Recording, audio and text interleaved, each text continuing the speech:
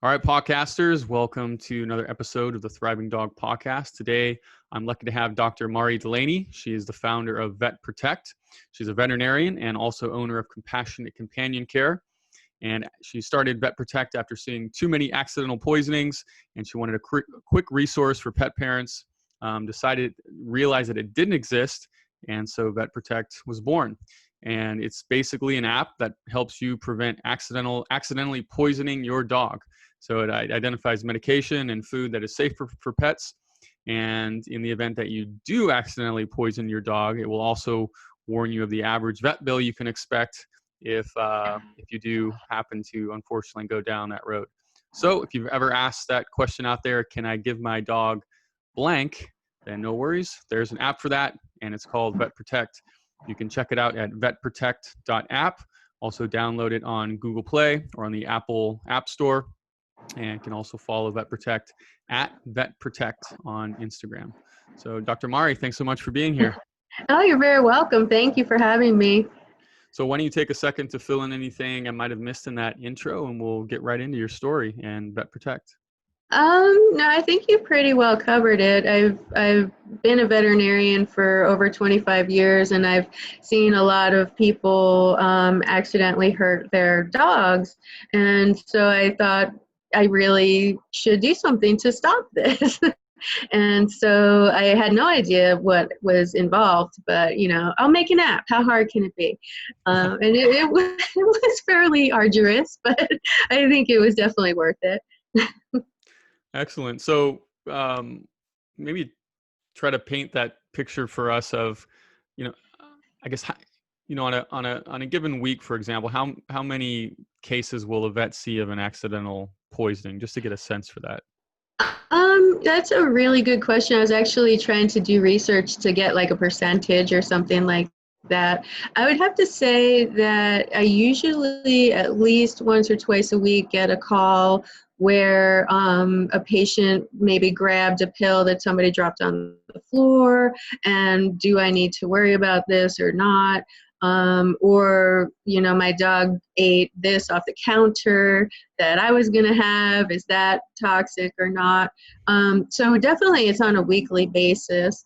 As far as somebody actually poisoning their pet and the patient, the dog having to be hospitalized, I would say that's not as often, thankfully. It's probably a few times a year.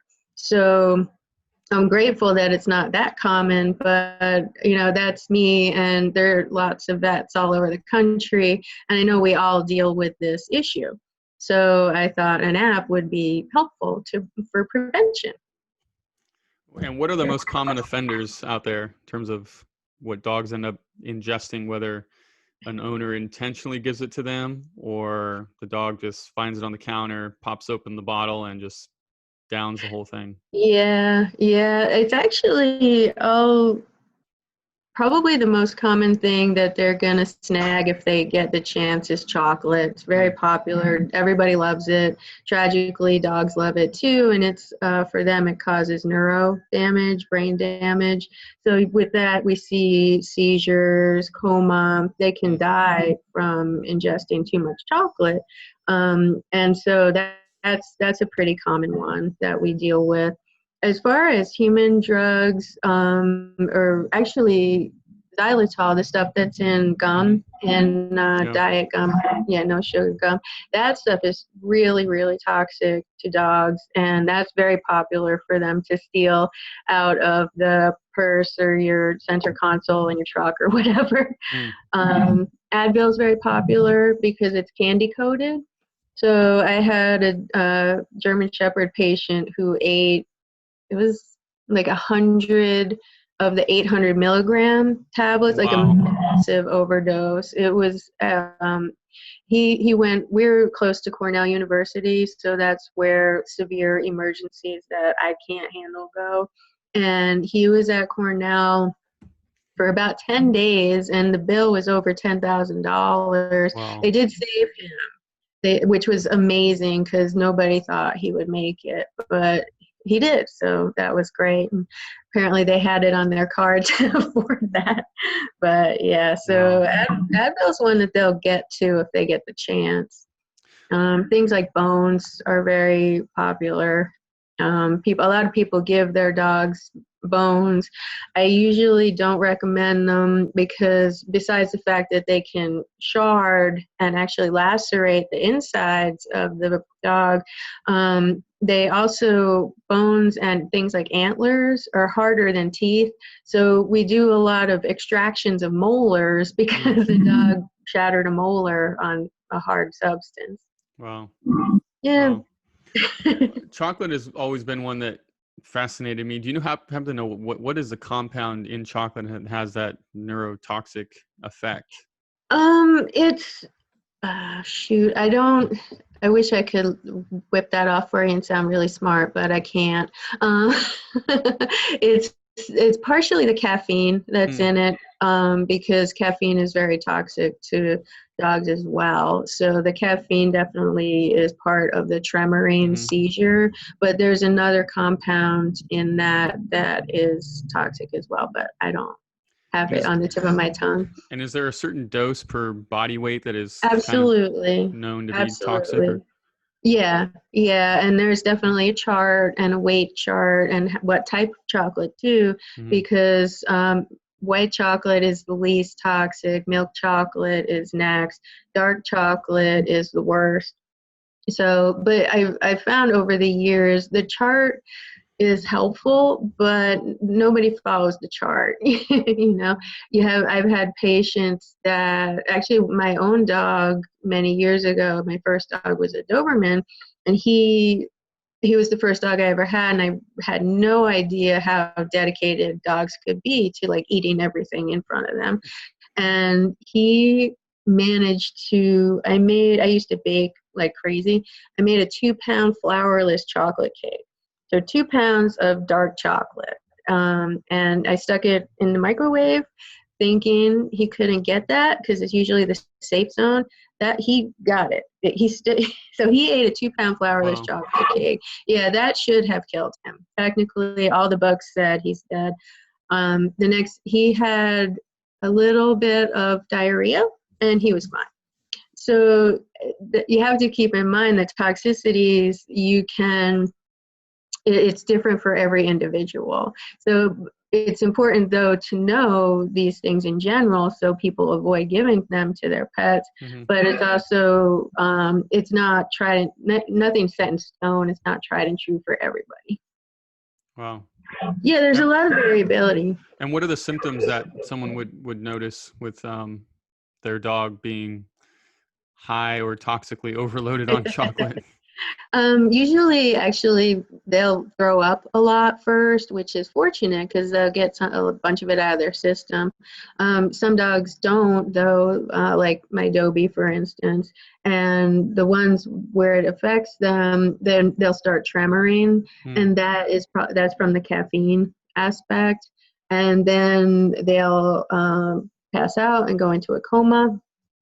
And you can do supportive care and bring them back. I've had a couple patients where they overdosed and with aggressive fluid therapy, just flushing their system out, got them back. One was a tiny little poodle who did end up with permanent brain damage from the experience. Did you just move your ear? I'm sorry. I saw that. So yeah, she was a perfect textbook patient with it, because she went right from the stumbling around, vomiting, tremors, coma. Yeah. It's interesting. I wonder if, a dog in the wild would actually eat raw cocoa beans, or if it's just, the sugar and the other, butter or whatever else is in there that they are attracted to, or, Yeah, I don't know. That's an excellent question because and that's probably a variability question too, because we have patients that are goofballs and eat weird plants outside and get sick, and other ones won't go near stuff like that. I would imagine survival of the fittest. If a wild dog did eat it, they wouldn't pass on their genes. So. Right. They'd win the Darwin Award. There you go. So what about coffee? Same thing. The Same thing. caffeine. Yeah. So that's Wow. toxic as well. A lot of dogs like coffee too, but it's probably the cream and sugar Mm, that people put in. I don't. interesting. Yeah. Yeah, I see the dogs going to Starbucks and getting puppuccinos, but I think that's just whipped cream, right? There's no Yeah. Yeah. I think goodnness in there. so. Carob's okay for them. They can have Okay. that. So, Yeah, um, which is more of a bean, I guess. yeah. Yeah. Well, so's cocoa. You know. True. Um, so the other one that you mentioned was Advil, so ibuprofen, for example. So Yeah. what you know what sort of symptoms would a dog elicit if they'd had too much of that? Well, let me get that one. So as you're looking that up, I'll just explain. So Look it up. pretty the app is pretty cool. You just have, do you have a dog or a cat? You click, okay, we're going to click dog, and then what will happen if I give my dog Advil, I guess, right? And what you're Yes. doing in the app? And so we have a bleeding stomach ulcer and kidney failure, Hmm. and that'll cost you 750 to 10,000. Wow. So don't do it. I figured putting the money in would be a good deterrent. I was hoping to use the pocketbook to to So help. what about the one I've heard often also is grapes. Mm-hmm. And so what is it Grapes. about grapes? Well, I don't think we know. It's more the skins Hmm. that's got the toxic ingredient in it. But I don't think we know the actual toxicity. We do know it causes kidney failure. And this one is a kind of a cool one. It's fairly recently understood, because you go to vet school and they teach you all the stuff, and you're like, oh, I know everything. And then like 10 years later, 15 years later, for me, like, oh, no grapes. I'm like, what? Grapes were fine. Now they're Hmm. not. What's the deal? But yeah, I've had people. Now I tell, obviously, he likes grapes. I'm like, too bad, he can't have them. And people are like, yeah, I used to give my boxer grapes every day. And I'm like, oh yeah, yeah, he died of kidney failure. I'm like, yeah, yeah. Now we know. Wow. And Yeah, is it more of, I give my dog one grape a day and, he might not have healthy kidneys over the long run, or is it one yeah. grape and they're going to have kidney failure right there? No, no. One grape in a day is over time. There is a cumulative effect. Okay. So if they ate a whole bunch of grapes today, yeah, their kidneys are going to be upset, and they should go to the vet. But one, you're okay. Well, it depends on the size of the dog too. If it's your 2-pound Yorkshire Terrier, one grape would be very toxic. Mm. And is there any difference between red or green grapes? The red are more, there's more of the toxin in the skin of the Mm. darker colors, but all grapes are no-nos. Interesting. And it's, blueberries are fine, right? Hmm. Yep, good antioxidant like that.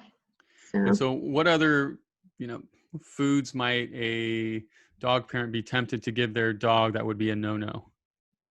oh, people love to give them like Cheetos, stuff like that, Doritos. Generally, stuff that's unhealthy for us is not good for our pets either. People Well, don't those like are to hear just that's that. just made with, those are just made with corn flour, which is in a lot of kibble. It's the So salt content. salt content. Yeah, yeah. So things with high salt content. High salt, high fat, generally not recommended. Mm. So if a dog ate a bag of Cheetos, would they actually have some sort of response? Would they likely process it okay? What might someone notice? Probably something like that. You're going to see some diarrhea because of the high salt content. They're going to be really thirsty, so they're going to drink a lot of water. You're probably going to have urinary accidents in the house. Hmm. Yeah. Okay. So walk us through how the app works. Someone who goes to the App Store or Google Play and downloads it, Mhm. and they're first starting to use it. Can you just kind of paint that picture for the listener? Yeah, yeah, sure. It's very easy. There's not a lot, like you said. You just open the app up. There's a picture of a dog, a little beagle dog, very cute, and a picture of a kitten. And so it just asks, "What pet do you have?" You hit the button, and then it's an autofill screen. So you just start typing in whatever you're interested in, and it'll pop up, and you just go to that, hit it, and bam, it'll say approved or toxic. And the toxic is a big red X, so it's pretty obvious that it's no good. And then it gives you the symptoms that you would look for if that were to happen, and vet bill. If it's approved, if it's okay, things like carrots, green beans, stuff like that are good snacks. I have nutritional information on those things. The app isn't really meant for you to build a diet out of, but it kind of gives you hints for snacks. So if you want to give them a piece of pizza, like, let's not do that. They can have some of the radish that came with the salad. That's fine. Got it. Don't want to be a food Nazi, but I'm going to be a food Nazi. Well, we can definitely get into that. So how many different foods or ingredients are on the app for dogs? I have lost track at this point. There's thousands. Wow. Yeah. And I just keep adding, if there's something that somebody wants and it's not there, there's a space. So you just hit, not there, you type it in, and I'll research it and put it on the app within a week usually. Wow. And so you're doing all that uploading personally? Actually, I have a programmer. So I'm research, and Melissa is the person who actually did the development of the app itself. Okay, but you're doing the research, and then your content is getting uploaded by the developer. Correct. Got it. Well, tell us. So you said you mentioned being a bit of a food Nazi. So tell us a little bit about that, because you're a vet, and people love to hear nutrition advice from vets. Yeah, well, I think it's just really important that people research and understand what they're giving their pets. And if you want to give a kibble and over-the-counter food, that's fine. Just research it. Make sure it's not junk. Make sure it's correct for your pet, because you don't just grab a bag and here you go.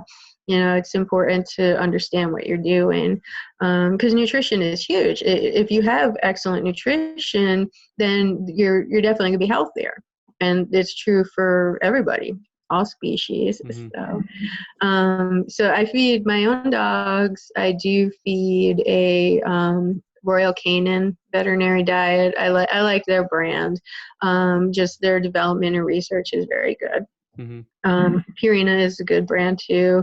Places that have their own researchers, own manufacturing, are on the cutting edge of veterinary nutritional research. I think they have a lot to offer. And like I said, I do give my own dogs the Royal Canin. It's a weight management food. One's half lab, quarter pit bull, and he has a tendency to get a little pudgy with his Labrador half. The other guy is a pitty Rottweiler Chow Chow mix, and I just give him that because my other guy gets it, and he does well with it too. So. But that's, if somebody wants to do over the counter, I always like people to ask me what they should feed their pet. And so we have that when we check people in. I want very specific information. What food do you feed? How often do you feed? How many cups do you feed? All that, so that I can help people do it right. Got it. And, when it comes to things like, well, we just take, a lot of people like to home cook for their dog. What do you see as some of the pros and cons of going that path?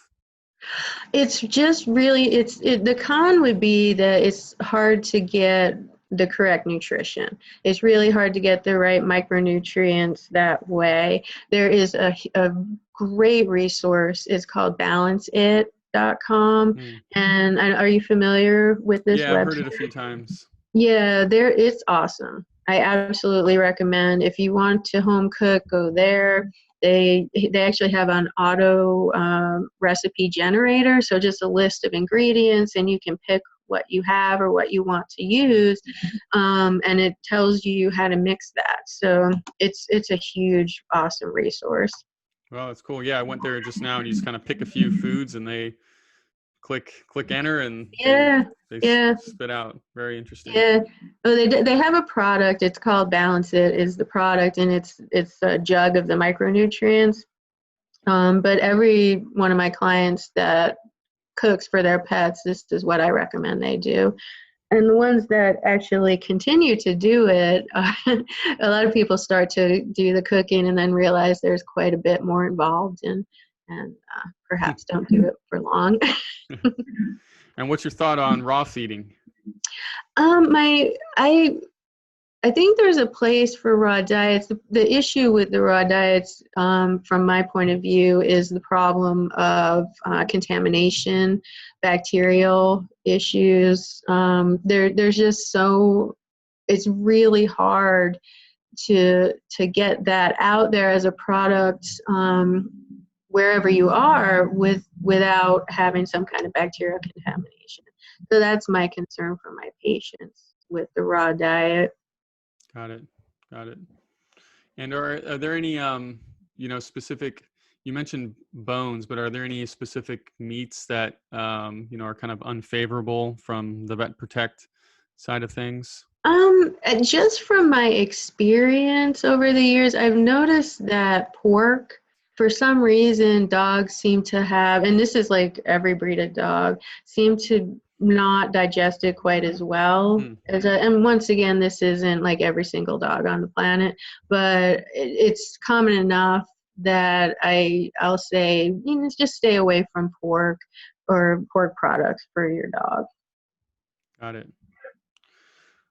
Well, Mari, I feel like I've exhausted some of my questions here. So what questions have I not asked that I should have? I think you're doing a great job, Tim. I think you know what you're doing. Well, tell maybe you can paint the picture for what led you to, take us to the point in time where you actually decided, there needs to be an app for this. What was it that was kind of your tipping point or trigger that really started that? Yeah, well, it was the 2 a.m. when I was taking care of Andy, the Aleve overdose dog, and she had a horrible bleeding ulcer, and her kidneys were trying to fail. And like I said, it's 2 a.m. and one is tired at 2 a.m. And I'm like, there's got to be an app. We got to be able to stop this somehow. Just tell people, and there wasn't. So. And she made it. She lived, and I swore that I would try to stop this from happening anymore. Got it. And so what was that development process like? There's quite a bit to doing it. First I had to find somebody who, could write the code, because that's not my thing. I'm the doggy doctor. And I used Upwork, great site for that kind of stuff. And so I found somebody, and then between her and I, we developed a design, and just it got more and more fancy. Like, it was initially going to just be like a little cartoon thing and just very basic. But then as more and more, I just had more and more thoughts on where I wanted to go with it, and so it just got bigger and bigger and bigger. Wow. Yes. Yeah, it's you have to buy a server, and you have to there's a lot. It's not inexpensive, let me tell you. All the things that seem so simple. I mean, it's just a few buttons on your phone, right? Yeah. Yeah. Well, good. Well, Dr. Mari, what any as we close up here, any final advice for our listeners? Hey, just have fun, love your dogs, and go out and do everything you can to keep them healthy and safe. I guess I would have one other question is, we're recording this episode kind of at the end of April here. It'll probably publish, later next month. So we're in the time of COVID here in 2020. Yes. To what extent have there been more or less, poisonings that you've seen in your practice or heard from other vets at this this time? Yeah, actually, we're getting more calls where either people are actually asking before they do something, which is delightful. It's exactly what I would like. And also more calls. I think it's because people are at home more with their pets and interacting with them more, and then sometimes making not the best decisions. People poisoning their dogs accidentally, but out of boredom, I guess. That's one way to put it. I guess so. All right, Mari. Well, this has been great. So, listeners, be sure to go to vetprotect.app to download Dr. Mari's app on either Google Play or the Apple App Store. And you can also follow them at Vet Protect on Instagram. So, Dr. Mari, thank you so much. Thank you. You're welcome. All right, take care. All the best. You too.